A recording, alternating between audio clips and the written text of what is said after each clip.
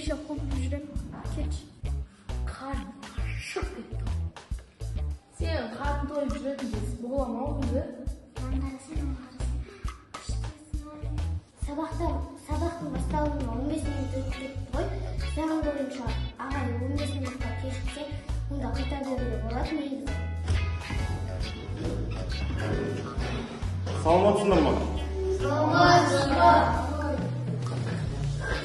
Саламатсыңдар ма балалар?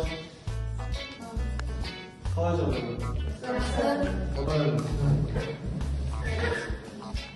Құрметті оқушылар, бүгінгі біздің өтетін тақырыбымыз жалпы кино әлеміне сапарлату. Яғни, біліп отқандарыңдай, өздерің құрметті оқушылар, бүгінгі біздің сабағымыздың тақырыбы кино жайлы болады. Яғни, өздеріңіз көріп отқандарыңыздай, біздің қазіргі таңда YouTube каналында немесе телевизорда болып жатқан кинолардың барлығы сіздер білетіндей тек қана сол кинодағы актерларды ғана танисыздар. Түсінікті дұрыс па? Мысалға, кімге қандай кино қатты ұнайды? Өздеріңізге бір қатты ұнайтын кинолар бар ма?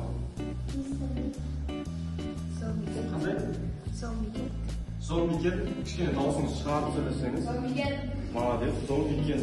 Тағы кімге қандай кино ұнайды? Один дома. Один дома? Маған да өте қатты ұнайды ол кино.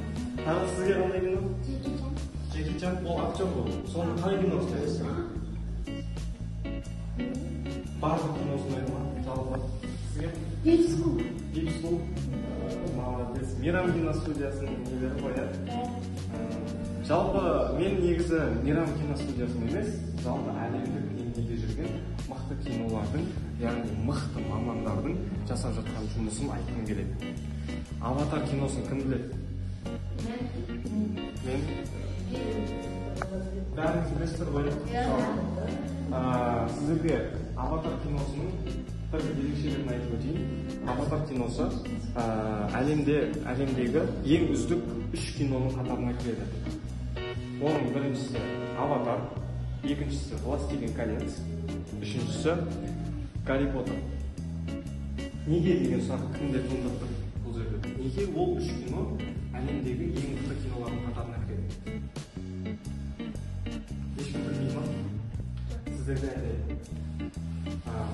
2010 жылы әлемдегі ең алғашқы анимация шықты.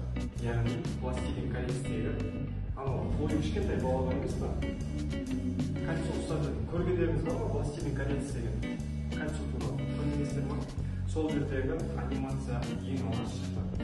Ал соны Аватар киносында бүткіл ең әлемдегі ондай анимация әлемге видео шыққан жоқ. Яғни ондай киноны жалғыз бір ғана ұшту болады. Сол себепті анимация оқығанда ең үздік кино болғандықтан ол әлемдегі ең үздік кино деп санайды. Түсінікті ма? Иә! Оқушылар, жалпы кино түсіру үшін ең бірінші адамға не керек, кім біледі? Иә, қандай? Сценарий. Дұрыс. Негізінде әрбір кино түсіру үшін оған бірінші идея керек. Яғни сценарий жазылады, сосын сценарий жазылып болған соң оны түсіру керек. Дұрыс па? Яғни кино түсіру үшін ең алғашқы қадам жасалды.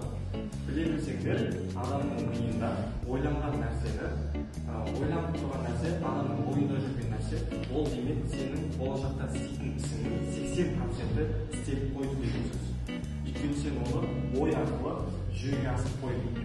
Ол мынандай болады, мына жерде бермейді, мына жерде сөйтемін. Ал қалған 20% ол жай ғана сол нәрсені барып істеу. Түсінікті ма? Яғни ең маңыздысы әр киноны түсіру үшін оған бірінші сценарий керек. Яғни идея керек.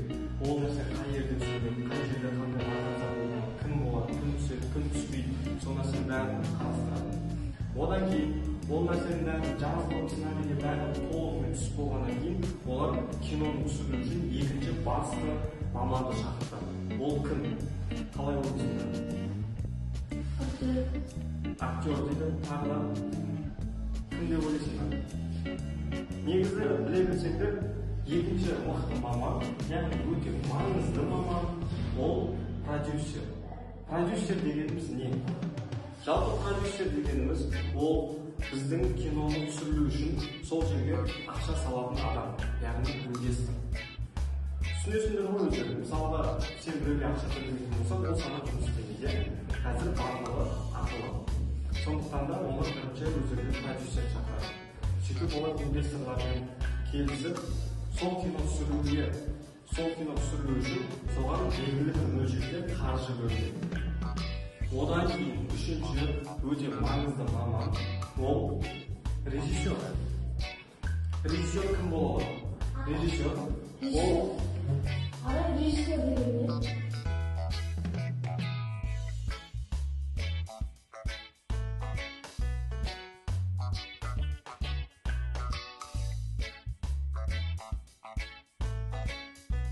жалпы сіздерге кино туралы түсінік ұнады ма? Біраз нәрсе білдіңіздер ма? Кино жайлы ұғым қандай екенін түсіндіңіздер ғой? Сау болыңыздар. Сау болыңыз.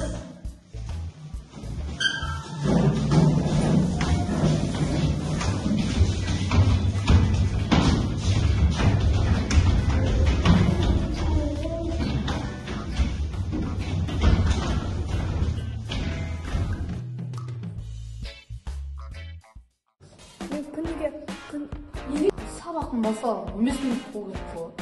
Негізі заң бойынша 15 минут ағай кешіксе қайта беруге болады ғой. Дұрыс па?